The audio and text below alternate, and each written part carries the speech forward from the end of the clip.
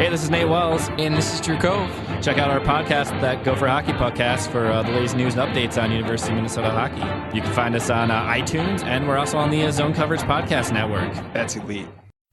The Zone Coverage Podcast Network. They may be drinkers, Robin, but they're also human beings. Hell yeah, let's get stinko.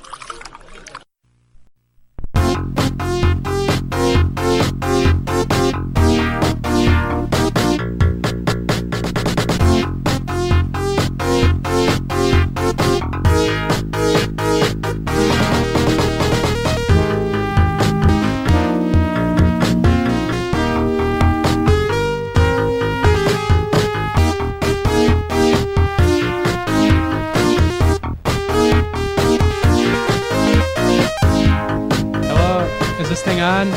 Hello? Are you out there? Jesus? Take the wheel? Save me, Jeebus! No, we're back. This is the wonderfully mediocre Giles and the Goalie podcast. I am more disappointing host. than a Ryder Cup overseas. That's quite a bar to clear, because the U.S. always craps the bed in Europe. Yeah. But this is the Giles and the Goalie podcast, season number 5. Wow. Where did the time go? Really? This is our season 5. Huh. Okay. It is hard to believe. Yeah. All right. For many of you, you never thought we would see the day. For us. Because of our massive audio problems. I am your host, Giles Farrell. Next to me is Mr. Ben Remington. Hello. Ben, how was your summer? It was good. Did you do anything exciting? Yeah, it was busy. Oh, really? Yeah. To tell. It was a little busy. So as many of our fans know, especially those on the Twitters, I got married a week ago yesterday. So this whole summer was basically like leading up to that, and various fun activities. Also had a couple of friends get married as well, which was a lot of fun. So yeah, lots of stuff this summer, which fortunately distracted me from the lack of hockey news this summer. So that was good. Yeah. There's always a lack of hockey news in the summer, right? But I had a tame summer. Yeah. I just moved and got a new job. Nothing exciting like get married. Upgraded your roommate. Yeah. Yeah. Sorry, Dan. He knows. He understands. At least I think he does. No, it was a longer summer. We typically come back a few weeks previous, but we had to make a special exemption.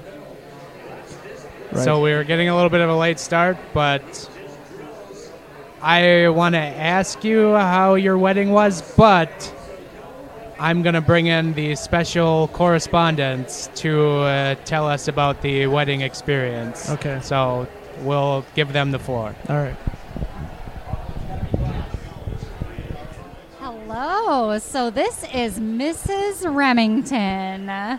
It's still so very weird to say it. Like, even when I see Ben with his ring on, it's kind of creepy at some points. And now especially, we talked about this on, I think, the day of our wedding even, that a guy with a wedding ring on is actually a chick magnet compared to a guy without a ring on. Because women feel more secure talking to guys with rings on, and the next thing you know, they're flirting and cheating. So, whoa, ladies, pause off the Mr. Remington. Anyways, I was told we're going to do a little recap, a little favorite story of the day, and something funny that happened. Jamie doesn't probably remember much of it. No, it was a great wedding. At the beginning, I remember the ceremony. It was beautiful. Then after that, it just kind of fades out, that memory. But I had a lot of fun, apparently. And I paid for that fading out. You're welcome. There was quite a hefty fine for Jamie's activities that night. Was there? No, not like a post fine. We paid ahead of time. Oh, for your good. Yes, I was like, uh-oh. Yeah. Jamie jumped into the plane. Yeah, pretty much. No, overall it was a great day. I think we were worried about the weather ahead of time. It was kind of chilly leading up to the wedding week, but the week prior was extremely warm. Well, enough of that weather forecast talk there. Overall, no, I would say it was great. I woke up really early. I didn't sleep at all. I got to have coffee with my parents in the morning in the lobby, so that was kind of a highlight.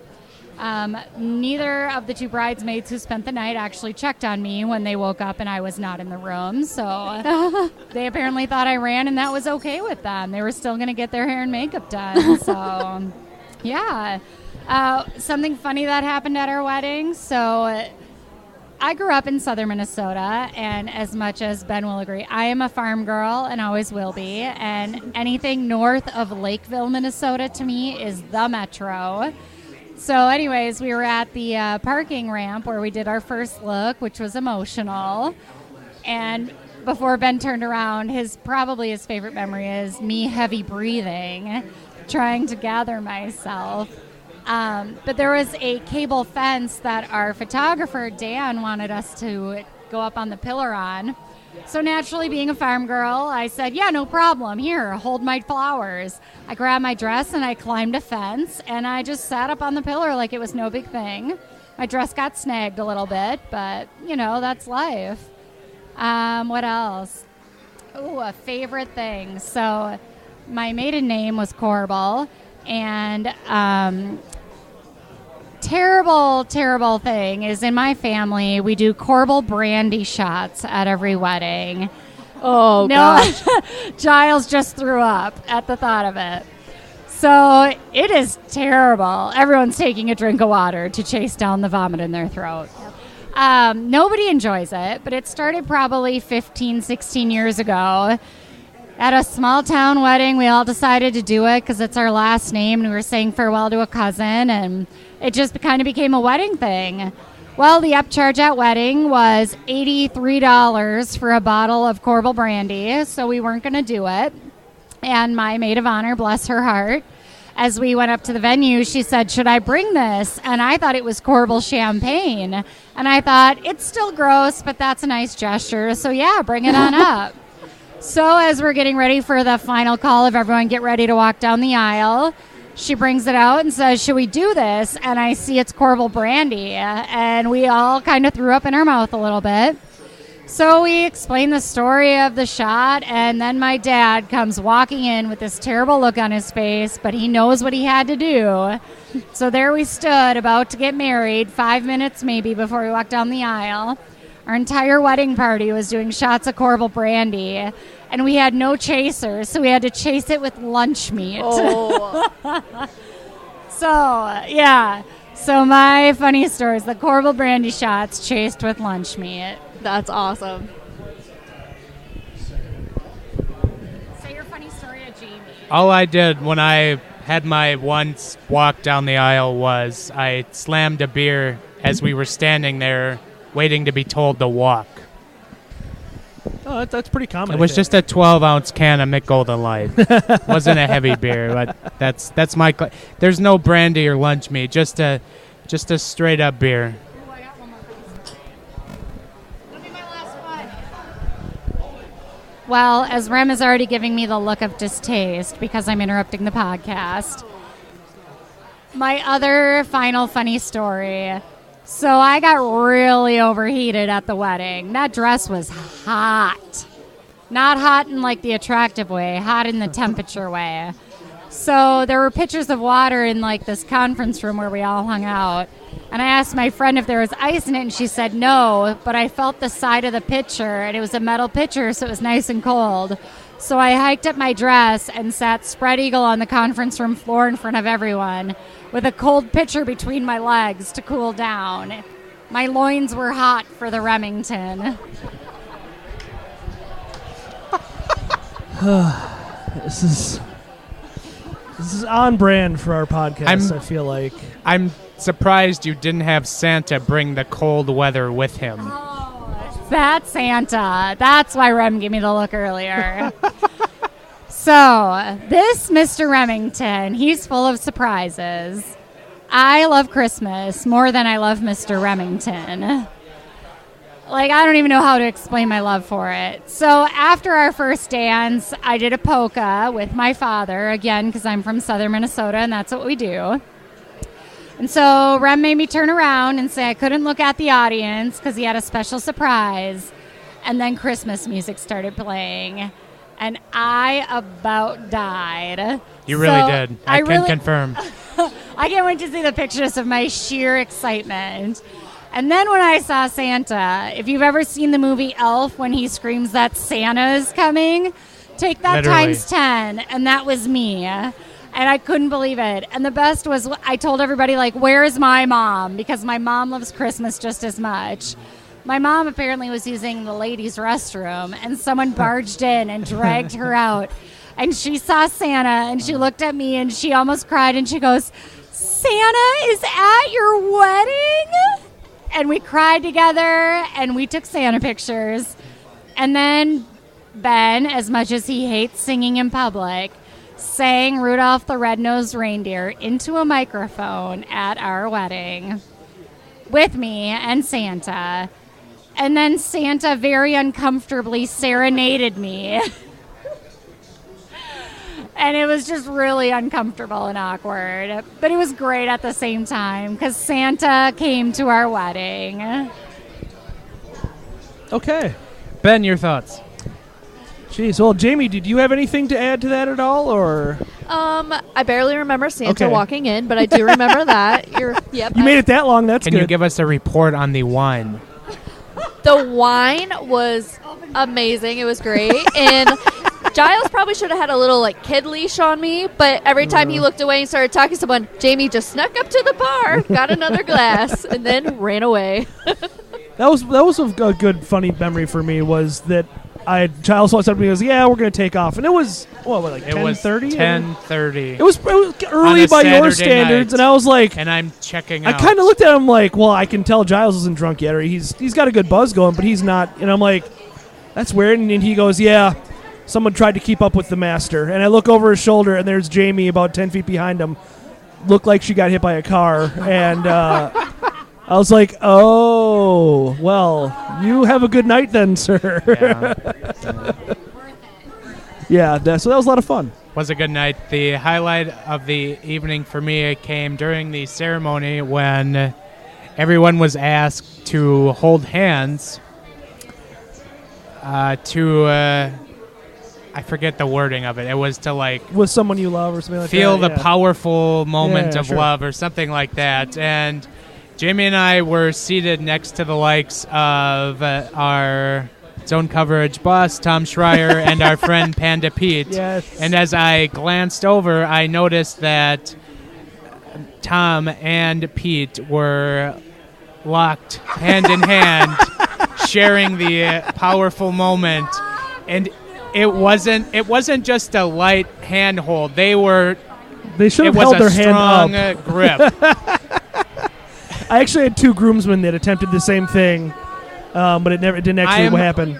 I'm not kidding. I'm trying to, but I'm biting my tongue from laughing so loud at this. Like, it was so tremendous. funny, and I mean, we know Pete was the one who constructed that Oh, idea. yeah, That's sure. very much a Pete thing. Like, Tom was just good enough to keep going with it. He respected the bit. Yeah, Tom respects the bit.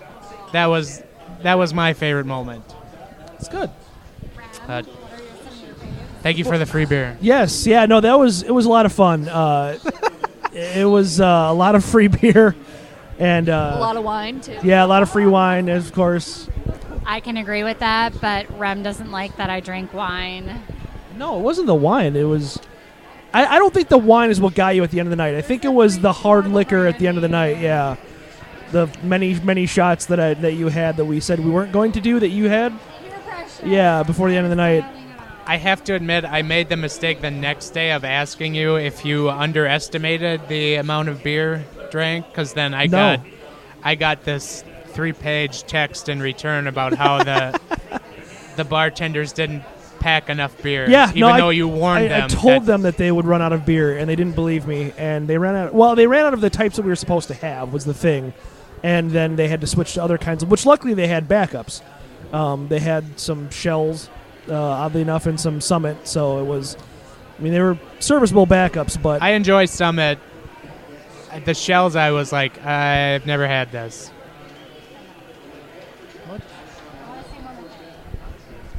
I just want to make note that the bartender said I was the coolest bride he has ever met. And I overheard him telling the other bartender that he wanted to become Facebook friends with me.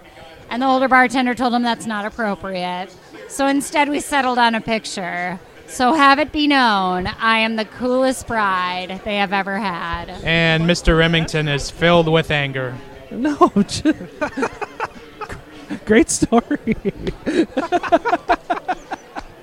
Speaking of anger, perfect segue. I hate you so much. Prenup. Yeah. Prenup. It's down in flames. On the lovely note of anger. Yes. Yeah. The Minnesota Wild Get opened their around to a season show. this week. Yeah. Hard to believe we are already at this point. But we are. So we're going to try and jam a preview show into this small space. But as we set to open the season, the Wild open on Thursday against Colorado at Colorado, so expect a lovely bloodbath. What are your overall expectations of this regular season? It's tough because it's such a similar team to last season. Especially in the top 9 and top 4 defensemen, there's virtually no changes at all. So I think that even though fans are very disappointed by, and we may have heard that once or twice this summer, by the lack of moves, my expectations, I think, are a lot like last season. I think that's just kind of, that's all you really can expect, right? Is that it's going to go a lot like last season because this team is a lot like last season's, and to that effect, I'm a little bit surprised. I mean, I'm not surprised, I guess, but a lot of the negativity, I think, is kind of centered around the fact that they didn't make any moves. But when you think about it, what doomed this team last year, not doomed, but what made this team last year worse than it was the year before was the moves they made. So they didn't make any bad moves either, and I think that's something that's hasn't been discussed at all. And you can say what you want about that being either Fenton or Fletcher to blame for that, but I don't know. I think if this team is a lot similar to last year, that's a 101-point team. I mean, that's not bad. And certainly, obviously, the playoffs were a complete, forgettable, ridiculous Ryder Cup experience. But it's a crapshoot, and we've said that how many times, and so this was the message last season before the season was the regular season has kind of ceased to matter at this point for this team. It's all about playoff success, and I think this season is more of the same, and I do think they are a playoff team. Don't get me wrong, they could miss the playoffs, but I think they're a playoff team, and they're going to have to find some kind of magic bullet to get more success from there. Well, I'm going to disagree. Okay. I kind of had it in the back of my head that Paul Fenn will come in and he might not make any moves this summer, which you would expect from a new general manager because right. They like to evaluate what they have first and then go from there. But I am a little disappointed that there were no moves, and the only really notable acquisitions were the new contracts for Jason Zucker and Matt Dumba, which they needed to do. Absolutely. But I'm sorry, JT Brown, Matt Hendricks, that doesn't... Eric Fear. I thought Eric Fear was retired. This doesn't float my boat. I'm sorry. And it was the bottom 6 for the Wild last year that got summarily destroyed often, and we saw it in the playoffs, and they really didn't make any improvements there. And, it's nice, JT Brown from Burnsville, Woo. but I'm sorry. the Wild have to show me a lot in the regular season to make my opinion of them in the playoffs different. I think we need to see it first or second in the division this year, not come in third and coast on into the playoffs and get summarily destroyed again. But everyone is low on them, and I'm kind of in that boat too. Like, I don't know what we're going to get out of Jordan Greenway. I don't know what we're going to get out of Joel Eriksson-Ek, and those are two other key cogs in the Wild bottom six. And then you've got Charlie Coyle, who's slated to play on that wing to start the season. And honestly, he is very hit or miss, and it is very much in the column of miss that he hits sometimes. So your team leaders are a year older, and I am going to come back to this, but I have doubts about Ryan Suter, at least to open the season in the first month and change. I don't know. There's a lot of things that trigger in my mind that this could be a team that'll miss the playoffs and snap their streak, and I don't know. You're optimistic about it. I'm very not. And I think when you see other teams in the division and the conference get exponentially better, it just makes that non-movement on the Wild's part that much more ridiculous, that they did nothing. Yeah. I don't disagree with any of that. I think that it's a good point that don't expect any more of them until they show something in the regular season. I absolutely agree. I don't think that we need to expect them to be. And I'll preface it. I'm optimistic, relatively speaking, and I think that's an important distinction to make because I'm not optimistic about this team as far as I don't think they're a Stanley Cup contender. Let's not be ridiculous. Like, I don't think this is a Stanley Cup contending team. I don't think that this team is challenging for even the division. Just given how good we've seen the Jets and the Preds, and the Blues seem to be kind of a team on the rise, even though I have my questions. The Blackhawks are always there, even though they're kind of a crumbling dynasty, which is a very hilariously fun thing to watch. So yeah, I'm optimistic only in relation to other Wild fans who, and this is kind of why I'm optimistic, because I think other Wild fans are so on the other end of the spectrum. Like, they're negative to the extreme for the sake of being negative at this point. And that's fine. And I get it. That's just Minnesota sports, Yeah, man. I get it. Like, it's disappointing that the team didn't do anything. I totally understand. But it's a point that I've made late last season and into this summer and this offseason is I just don't think that this team can be as unhealthy as they were last season, too. I think that's something that nobody's really considered, that they had a 101-point season missing Zach Parise for half the year. They had a 101-point season for having Nino Niederreiter playing on a broken leg, having Charlie Coyle supposedly playing with broken wrists or whatever it was all season long. Suter missed the end of the season, only a few games, but I think this team, if it's healthier, will be just as good as it was last year, which, again, is not a Stanley Cup contending team, but at this point, it is what it is. And we've tried to skin this cat a dozen ways. You can't make a Stanley Cup winning team out of this roster unless everything goes right, which is going to have to. So as we ready ourselves for the new season, each of us picked out a player who we think is going to trend up and a player we think is going to trend in the wrong direction. Since I'm negative and leading the podcast, we're going to start with the negative.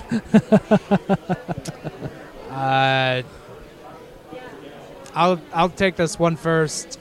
And I'm going to say Ryan Suter is trending down. And I say that on the grounds of he's coming off that serious leg break. And, up until just a week ago, he was still limping after skating. So I'm very not optimistic about the start of his season because I think maybe there was maybe a little bit of a rush on his part to come back. I'm sure behind the scenes he's being told, don't rush if you're not comfortable, but he's a workhorse. He'll want to play. And, I worry what kind of production he'll have. And, if he gets sent out there on his typical 27 minutes a night, then I worry about that. So I think, at age 34, 33, he's going to trend down a little bit this year for me. That doesn't necessarily mean he'll trend that way for the rest of his career. I just think this season in general, he's going to be in the down category. I think we're going to think down of him this year. He'll get off to a slow start. I think that's fair. It's tough for me to think of somebody to be. I think Parisi is kind of low-hanging fruit a little bit because of his injuries. If I'm going to be negative on something, I think that I'm going to take the entire fourth line. And it's a different fourth line than last season, but it's kind of more the same. Like, Eric Fair probably is a downgrade from Matt Cullen somehow, even though Cullen didn't play well last year at all. That's saying a lot. That's saying a lot because Cullen had a bad year. J.T. Brown over Daniel Winnick. Over Daniel Winnick, I think that's probably a little bit of a downgrade too because I kind of liked Winnick a little bit last year. I think he did pretty well moving around the bottom six. And Marcus Foligno is Marcus Foligno, and I'm probably one of his most ardent haters, just because I don't think he brings anything to the table. Like I understand a lot of people have defended him, even friendly folks have defended him, saying, "Well, he's basically a typical fourth liner." Well, that's nice, but he does just enough of not being awful and not being good to be a typical fourth liner, and I just seeing him play live, like that guy embodies hand grenade hockey. Like he never knows where the puck is going once it leaves his stick. He's basically just playing survival mode out there at all times because he doesn't have the skill to make any plays. Like and his stats might look okay, and that's fine, and that's great that his size kind of helps that a little bit. But just watching him play, it's like you never expect that guy to do anything positive with the puck.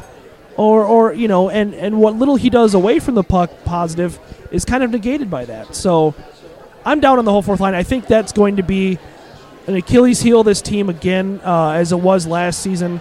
The season before that, the fourth line I felt was pretty good. Headlined by Eric Halla, and I think that they had a strength and depth.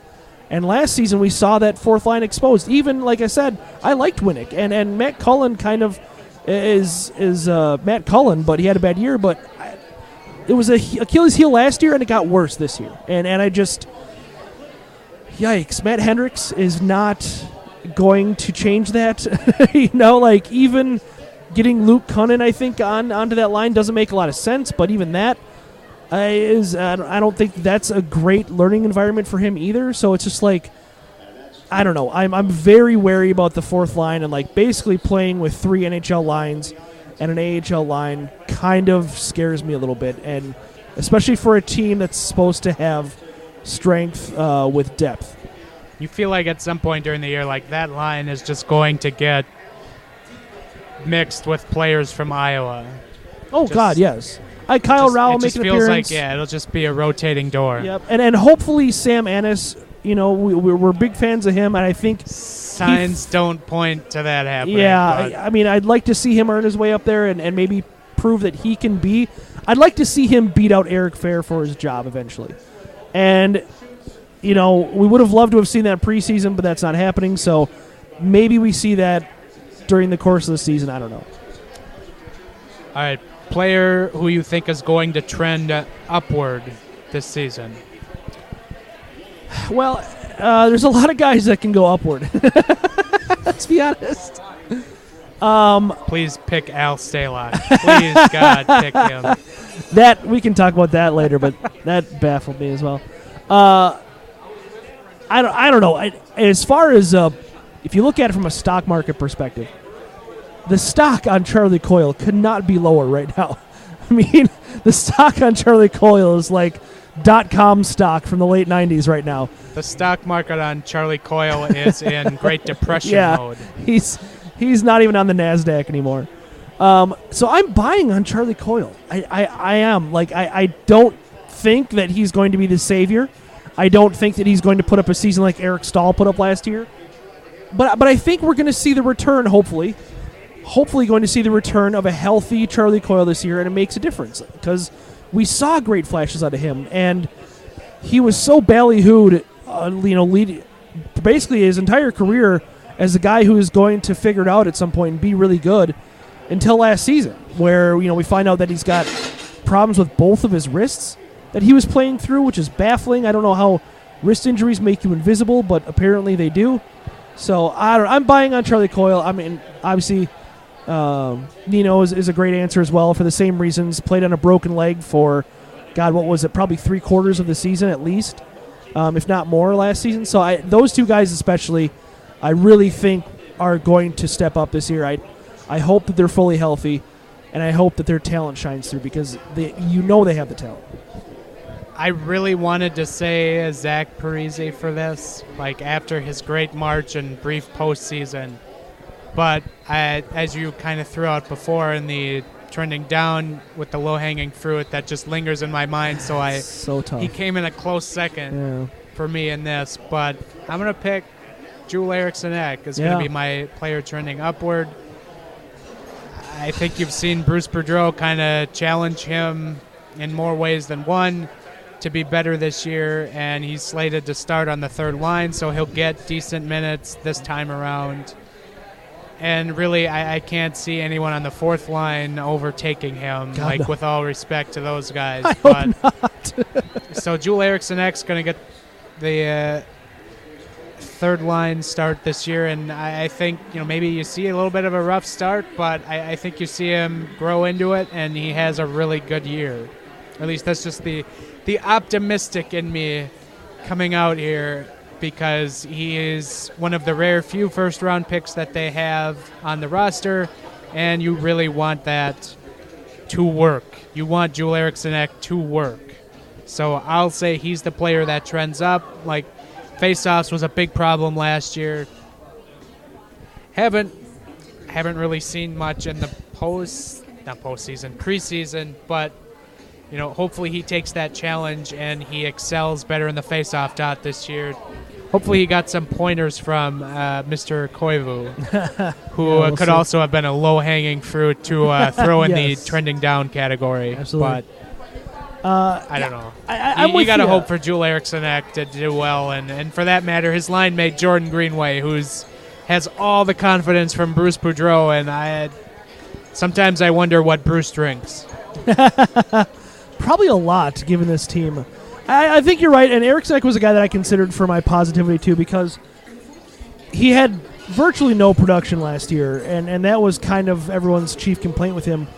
But when you watched him play, he was doing all the right things, and you would kind of see, he was somewhat impressive with board battles for a guy. I mean, he's got decent size, but it isn't like a hulking guy at all. You just saw good things out of him, and you saw everything out of him but production. And so hopefully this is the year where that kind of comes together. I just always continue to think about that play 2 years ago against Buffalo when he just destroyed the defense and then sniped one on, I think it was Robin Leonard, from the far face-off, far side of the face-off dot.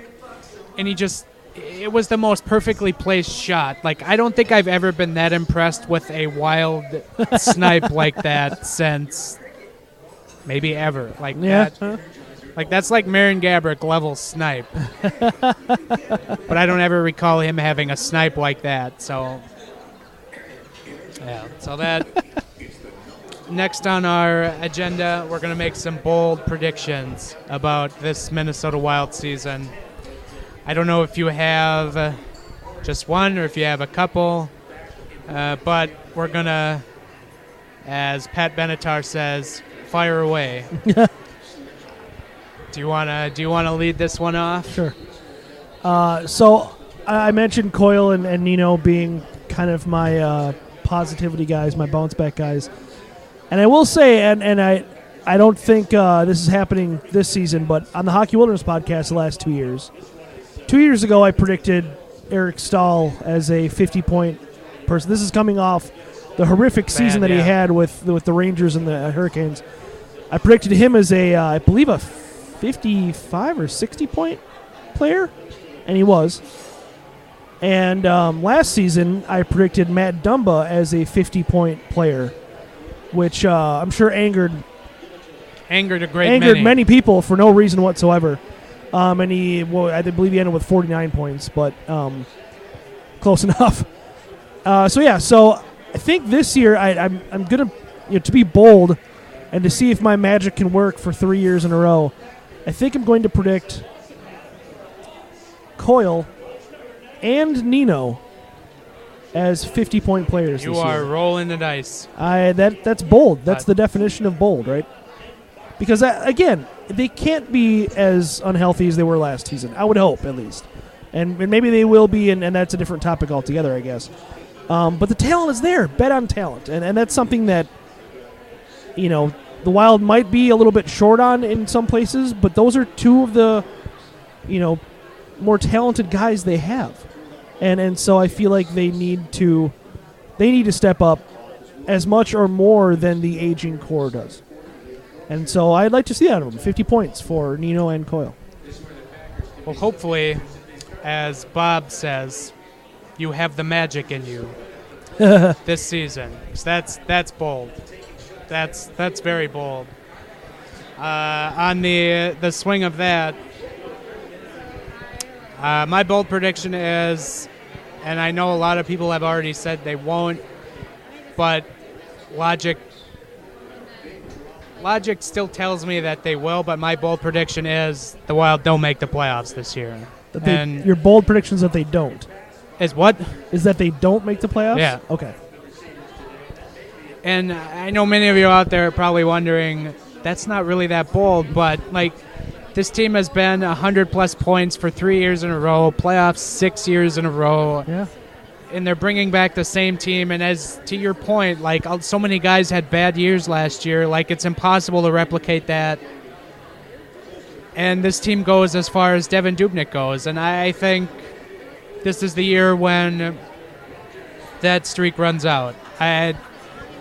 Maybe it's just as simple as a Dubnyk injury that keeps him out for, a significant period of time. Not that I'm saying I want that. I'm just saying, he's also creeping up there in age. Let's not forget that. He's a month older than me. He's not going to be able to keep rolling out there for 66 games a year. Yeah.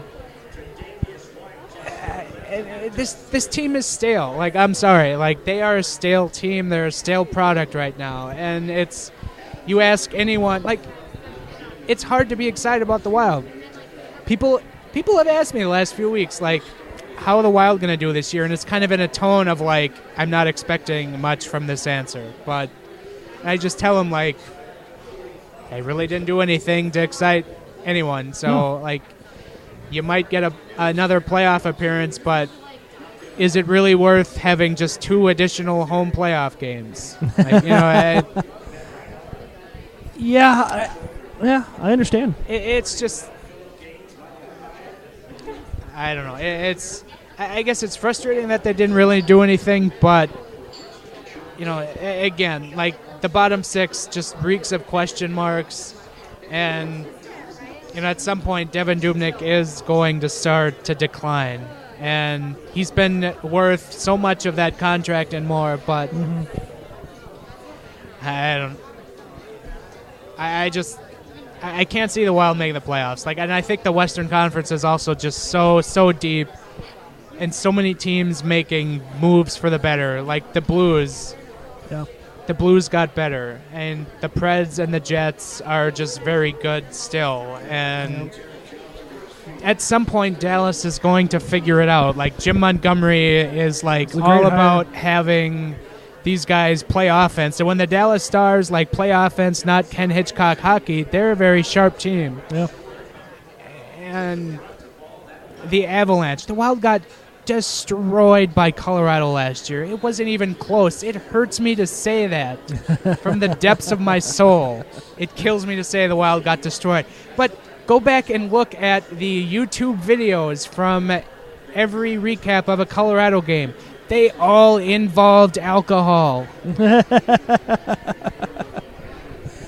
Yeah, I don't disagree, and I understand. I understand the negativity. I do, and I mean, I guess I should say I don't disagree with them being a stale product. I don't disagree with them not making any moves while the rest of the Western Conference seemingly got better around them. They're not benefited with having an Ottawa in their division. They're not benefited with having a Montreal in their division. You know what I mean? Like, they're not going to benefit from all these teams that are getting worse, because none of them that got worse are in the freaking Western Conference somehow. So, yeah, it's hard to be optimistic. I still am, like I said, very relatively speaking. So, be interesting to see how it shakes out. Do you have any other bold predictions, or are you just going to hang on the one? You know, there's so many. I don't really have anything that's really that bold, because I don't have. That's the tough thing about this team is like there's nothing to really be all that bold about. Like, I can be bold about Nino and Coyle, and I'm fine with that. But like, I don't know, at this point, how do I be bold about Jordan Greenway or Luke Cunnin, or how do I be bold about that kind of stuff? I don't know. Like, I will make a bold prediction. This is something that I've thought of for a while, and that they've said that Kirill Kaprizov isn't coming over for, what was it, 3 more years? 2 more years from now? It's 2 now. I think that he comes over sooner than that. I think they find a way somehow, some way. Find a loophole. Find a loophole. Find a If NHL general managers are good at anything, it's finding that goddamn loophole. And if Russian teams are good at anything, it's accepting under-the-table buyouts and all other sorts of shady shenanigans. I think Kaprizov comes over a season early. Not during this season, perhaps, but I could see it happening next season just by sheer force of will. If Paul Fenton is the guy that they tell us he is, I would like to see that at some point. My other bold prediction is you look at the Wild at center. Eric Stahl is there, and he has been very, very good. Then you have Mikko Koivu, who is, again, at the age of 36 now. I think he's going on 37 next year. And then you have question marks with Joel Eriksson-Ek, Jordan Greenway. I don't know. This kind of counter predicts my Joel Eriksson-Ek does good, but maybe that's because they shift him over to the wing to try that. But I'm going to say the Minnesota Wild trade for a center during the season, and I think that center is Matt Duchene, because Ottawa is ripe to be picked from right now. It's a good point. Because you can have it's a bargain market if you're shopping from the Ottawa Senators right now. And I'll reference the Erik Karlsson trade. It's it really is. And I think that trade happens because, as I mentioned before, the Wild becomes stale and something has to happen, and that trade facilitates a shakeup that needs to happen. That trade probably also signals the end of Eric Stahl in Minnesota, too, to be honest. So that would be a very interesting thing to happen, because they can only have so many top 6 centers on the payroll, and Mikko's around for 1 more year at least, which who knows after that. But Stahl's a free agent in the year. That'll be certainly a topic. Our friend Tony, who we've talked about all the time, and over at Hockey Wilderness, is now at The Athletic, wrote his first article for The Athletic about Eric Stahl and how this season is all about basically will they or won't they re-sign him. Yep. So that will be, the center situation will be very interesting to watch. Yep. Does Eriksson-Ek take a step forward? Does Stahl get re-signed? What is Mikko Koivu? Is he 2 seasons ago Mikko, or is he last season Mikko? There's a big divide there. Mrs. Remington is telling us we're going too long. We're windbags. We're getting there. We're actually moving at a great pace. TBH. So, season predictions. Mr. Remington. Say it like that's never been Nothing my I'm title saying before. It wasn't valid last season. If I was addressing you as Mrs. Remington, Yeah. that would be different. I mean, we do have guests. Do you want to fire in some season predictions? Is it about you being a cool bride again? Ooh. Have you heard of something called a post-nup? Because that can happen, Rem. That can happen. My season predictions. Getting on here. I'm actually expecting, unfortunately, a lot of failure. I wasn't listening when you were talking. We agree. We do agree. I am expecting a lot of disappointment. I'm actually expecting some pretty big injuries also, though. It's just a feeling I have. I think there's going to be a goalie taken out. There's going to be some big players taken out. Not like Nancy, Kerrigan taking out, but there's going to be some big injuries. Not Tanya Harding Crowbar there taken won't. out. I mean, don't even start with the TH business with me. I could go for days about it. But no, I'm expecting some big injuries early on, and then just a lot of scrapping for trying to get the team back together. All right. What about you? That's fair.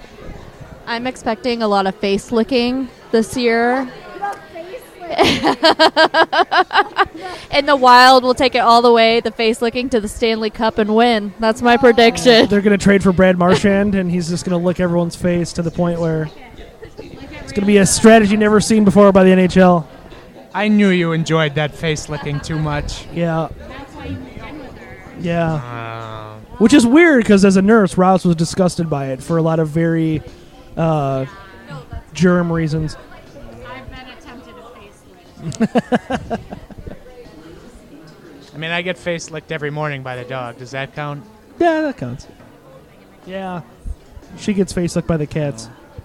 What about you? You got some hot takes? Wait, we already did hot takes. We already did all Hot those, predictions? yeah. No, I think they are a playoff team. I think it's close, and I think that we're not going to see them suddenly usurp the Jets and the Predators or anything like that, but I think that we're going to see more of the same. As frustrating as that sounds, I think this team is going to be even with, like I said, all the things about injury and improvement and that kind of stuff, even with that's just going to get them to kind of catch up to all the improvements that the teams around them have made. So I think that they will be a playoff team, and it won't go well. And you've heard that story now for 6 years straight. So, yeah. So to recap, we've got missed playoffs, Stanley Cup because of face licking, makes playoffs, and we've covered everything here. So I'm going to follow what I've said on this podcast. They missed the playoffs. Okay. And this will be the last season of Bruce Boudreau behind the bench, which makes me eerily sad because I love Bruce Boudreau. And we won't have the Bruce Boudreau quote of the week this week because of our time constraints, but we will jump back into that next week. I'm sure we'll have something good. As everyone who took our survey spoke very highly of that segment. So thank you to those who took that survey, by the way. You can still find that active on our Twitter page. So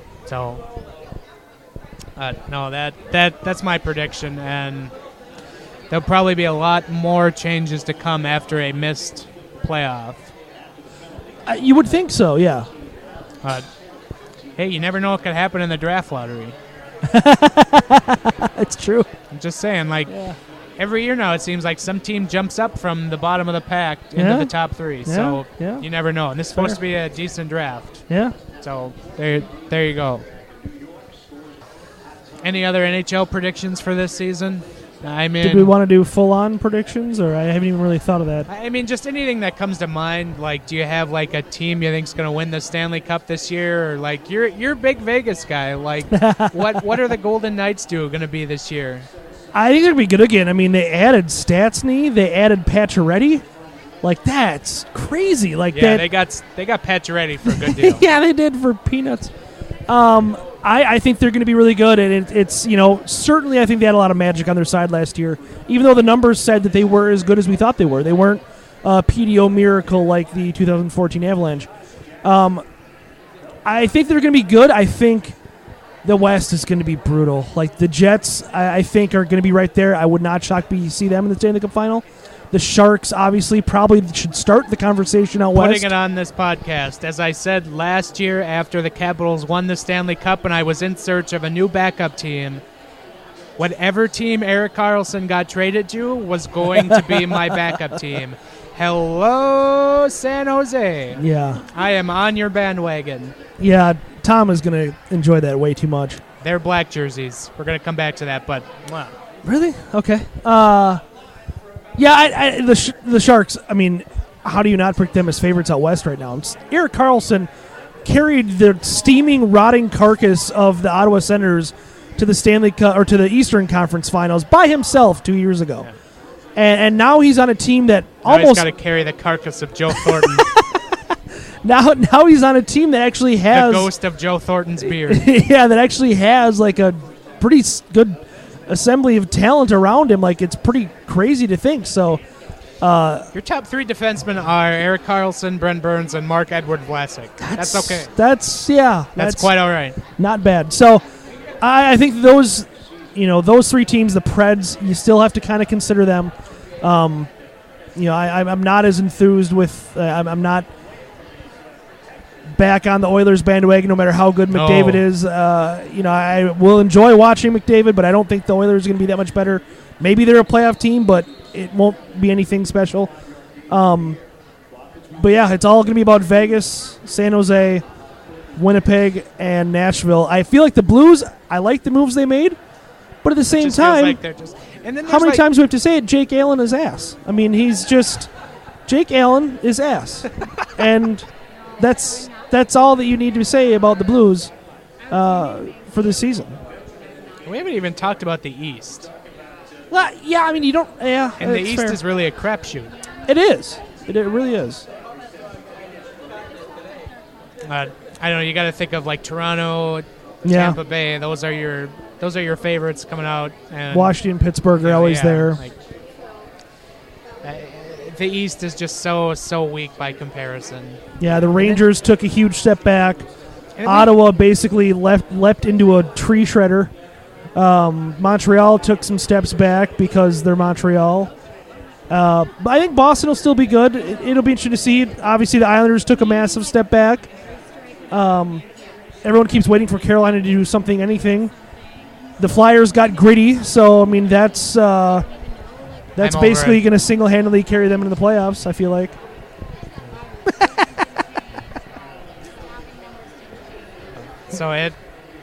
We haven't even talked about like sleeper teams like Calgary or Dallas in the West. Like there's just so much stacked.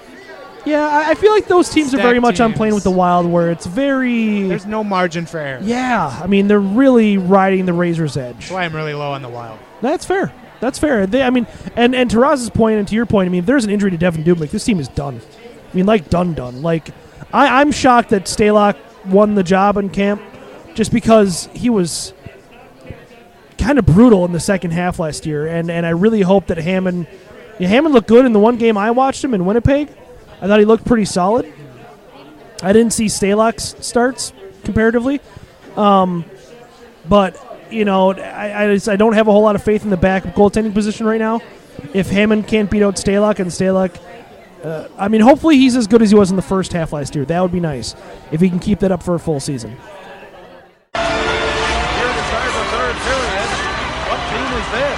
It's not Team USA. Well, yes, it is. They've got on new uniforms. They're wearing the logo of the Duck. I've never seen this before. Well, Ben, what a wonderful summer of hockey jerseys we were treated to. It really was. Third jerseys were coming out for the Adidas release this summer, and we were terrified because we were expecting a little more Adidas kind of a feel to it, but we didn't get that. And a lot of teams, actually most teams that had third jerseys did very well. Yeah. And we're going to start with the A's. Anaheim. They did the damn thing. Kind of. That's my issue, is that kind of. And that's why I don't like these jerseys that much, because it feels like to me, and I know you like them because they did bring back the old colors. They obviously brought back the Mighty Duck logo, which I love. But it just, this jersey feels like such a hodgepodge to me. Like, there's literally 7 different colors on it. And that's kind of my issue. You know, I do appreciate that they brought back the Duck jerseys. Don't get me wrong. But I feel like it could have been better. I don't know. Without going full-blown retro. Just take the web to foot D off the shoulder. Yeah. That's a big one for me. complaint. Yeah, that's a big one. Otherwise, I love it. I want to get one. But I've been given a jersey budget now by a new roommate, so, you know, I can't just go out and buy them anymore. That's fair. But Calgary Flames, they brought back the classic thirds from the 80s. Yep, very much. Such a good look. Yep, better than the Flaming Horse. Very good look. Whew. Mwah. The Carolina Hurricanes, they brought that black, gray jersey that we weren't really big on. This might be the lone team that we didn't really think too well of. Yeah, I mean, the logo I don't mind as much. It's kind of an awkward logo in size, but the gray shoulders and the ghosted logos. I don't get that. Why are you ghosting logos in a hockey jersey? I don't understand. But for one game only. 2. I thought it was 1. 2. 2? 1 at home, 1 in Boston. The Whale is back. Yeah. They are bringing out the Hartford Whalers jerseys for 2 games. Yeah, and I appreciate that, and I'm going to very much enjoy seeing them on the ice. But, you know, aesthetically I'm going to enjoy it. But, I mean, for Whalers fans, like, we talked about this online. The great Nate Wells brought this up Twist the knife. before I did. Yeah, I mean, that's really, you know, it's like watching, imagine the Dallas Stars wearing North Star jerseys and how, like, the vitriol that would come from that, how offensive that would be. Yeah. I just hope they play the Brass Bonanza. I gotta think they will. Just watch. They At don't least at score home. that game. Yeah, it's entirely possible. Columbus, they went back with the same third that they had years before with the cannon. You like that over their regular jerseys? Yes. Or am I thinking of a different one? No, yes, barely. I do like that they are incorporating the cannon. We've talked about this for a while. I like they have the cannon, but I just don't. I don't know, that Roundel logo, it's a little bit busy for me. Like, it's kind of a Wild Red jersey ripoff, which is not necessarily a great thing. So, I don't know. I would have liked to see them do something original rather than just bring that jersey back, but, you know, it happens. New Jersey Devils, I think I saw. They were going back with the they were green, doing white red. jerseys with the green and red. Again, another thing where, I don't know, maybe it's just me. For some reason, I don't feel any attachment to the green and red for them. No. I black don't. and red's just they're better. Yeah, look to I me. don't feel like. I mean, maybe it's just because it's a Wild thing now to me, but I just when the Devils wear red and green, it just doesn't look right to me, and I don't know. So, I mean, that's fine, and hopefully the fans love it. From all intents, it seems like the fans love it, so that's good for them. Flyers, in addition to introducing Gritty, they are going back to their Winter Classic black jersey from a couple years ago. I'm not big on that. It's not bad. It's pretty bland. It's really bland, it's just actually. Bland. Like, I posted about this. I wrote that series in August about third jerseys. They should have gone back to the '90s black jerseys. Yes, they had a white shoulder yoke. Very much. It looked so much better. This is just, it's very bland. Very, very bland. I'm surprised. And speaking of Winter Classic, St. Louis Blues doing the same thing from a couple years ago with the lighter blue and the yellow. That's a good look. Yeah, I like that jersey. Okay, it's a good look. I did like their thirds from a couple years ago that had the arch and the crest. Yeah, again, that was a Wild Red jersey ripoff to me. San Jose, they went back to black. Then they got that Silicon Valley kind of a feel on the sleeves, which I liked. You've never been really big on the Sharks. I just, I think that there's a lot of black jerseys out there. Like the third jersey kind of idea is either you go black or you go retro. And I mean, don't get me wrong. I'm glad they didn't go orange because Christ knows we don't need another orange jersey in hockey.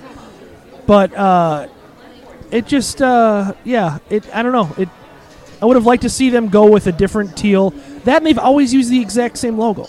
And that was something that I brought up in my jersey series was use a different logo. Because, you use the exact same logo for everything after you updated it a couple years ago, and that's all you've ever used. I just always thought the black and the teal looked good. It's not a terrible look. My beef with it is that it's unoriginal. All right, that's fair. The Vancouver Canucks also did the thing. The flying skate. It's coming back. Yes, yeah, that's very exciting. We can all get our Brock Besser flying skate jerseys. I'm excited to wear my flying skate ugly sweater in December that I bought last year during the Canucks holiday sale. I have my Pavel Bure flying skate jersey in the closet that is in rough shape, but it still looks good. You know who else did the thing? The Capitals. They did. They very much did. After many, many tweets, they brought back the retros. The retro thirds from 2015 to 17, which was their home jersey essentially in the 80s. Yeah. Wow. Yeah, and I think that I don't know that we're to the point where they'll ever make that a primary jersey and make the whites the primary. I don't know, but I guess take what we can get, right? We'll take the Reds and just take it. And then the last one, the Winnipeg Jets, they went with that, the light blue. I forget who it was that tweeted it, but it was just like they tried. It just still looked like too bland here. Like, yeah, they're really not defeating any boring Canadian stereotypes with that, are they? I don't know, and obviously the easy answer would be go with the Timu Solani, jerseys or whatever, the Howard Chuck era jerseys, if you want to call them. I thought maybe do something different with the jet itself on the logo. Yeah, dude. I mean, I don't know. I just look for something with a little more pizzazz than jets across the front of your jersey. Maybe make a play. You don't have to wear the exact old jerseys again, the Solanis, but do a play on it somehow, some way. Like, figure out a way to update that logo. Even though we do love it, it is dated. So find a way to update it and find a way to refine it a little bit, because they refined it from their original logo. Their original logo, and then they refined it again for the 90s version or whatever it was, late 80s, 90s version. And now they're just, there's just a whole lot of bland going on. Yeah, disappointing, but it is what it is. So, and then it sounds like there's a couple more on the way, like the New York Islanders, and I think the Oilers have one coming. Maybe it's not Edmonton. The Oilers. There's another team out there that I'm not. I believe the Oilers did announce they're bringing back their blue jerseys. I believe. I don't know if they are making it an official third, but I believe they did say they're bringing back the blue jerseys as a third jersey, which is great. Now please burn the orange ones with fire. Yeah, so when those are revealed, we will discuss those ad nauseum. So, Mrs. Remington is giving me the we need to go to the Twins game look? The angry look. Yeah. So it's time for us to set sail. No, the Mrs. Giles. I had to stick up for Ben here. He's gotten savage. Did you see when I got punched? She punched me a lot. I mean, Look at this bruise. That's not for me. That's not for me at all. It looks like a fingerprint. Anyway. All right. Well, so we better quick wrap it up before I get accused of more domestic assault. Thank you. I love you. Thank you. Thank you for listening. We will be back next week, and we'll have our regular kind of structured show. Yeah. And find us on iTunes, SoundCloud, Libsyn, all that fun jazz. Ben and I still write at zonecoverage.com. In case you were wondering, I'm so sorry, Tom. I was going to say, do you? If you missed it, we got a new look, new logo. Yes. Big thanks to my friend Pat Wohler, graphic designer, who smoothed over my Microsoft Paint logo that I sent him. So, And nope, we will be back next week. We'll have some recaps, and we'll talk a little more about the Wild in depth. But for Ben, I am Giles. We will chat with you next week. Later.